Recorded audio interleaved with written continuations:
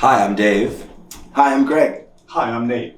And we're Greg, Hoy, and the boys. And this is our Hip Spotlight.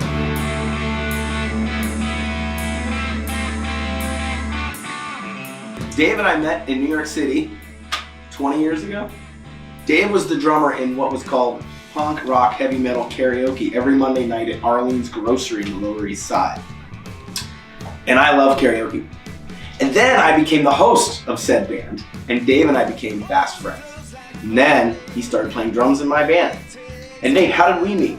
Well, Greg had a rehearsal space right next to my band's rehearsal space, and we would hear each other through the walls sometimes, but we never met for I don't know, a year, let's say. And one day he was lugging a pretty cool amp down the hall. I was like, ooh, cool amp. He's like, yeah, come on in. And he gave me a CD. That's right. Remember those? Gave me a tour. And then we started playing together. Well, it was during the pandemic, and Eddie Van Halen passed away. And I was writing a lot, and I remember I sat down with my 80s guitar, and I just started noodling, and I came up with these riffs. I was like, oh, what if Eddie Van Halen would write a song in 2020? And then I said to Dave, if I sent you some demos, could you just go pretend we're Van Halen in a studio somewhere? He put down drums for 3 songs, sent them back to me, and then they just kind of sat for, 2 years. And then suddenly I said, hey guys, let's do a tour and release these songs.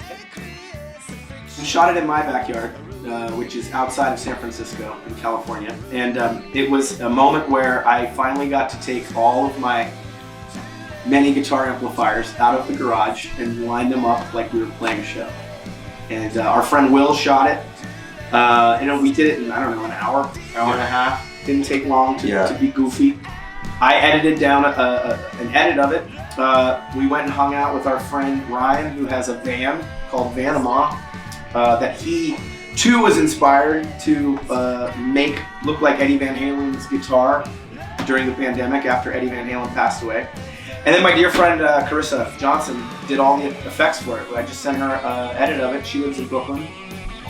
And then we sent it to you fine people to tell the world about it. Well, we're going to finish this tour. Nate and I will fly back to San Francisco.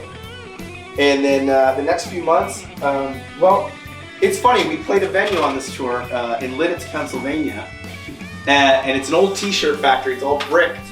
And we want to make a record in this t-shirt factory. So I will somehow negotiate timing to go back to Lidditz, Pennsylvania and write and record a record, probably for a week, because it just sounded so incredible. So I think that's going to be on the horizon. Although there's 2 other records I need to finish too. So.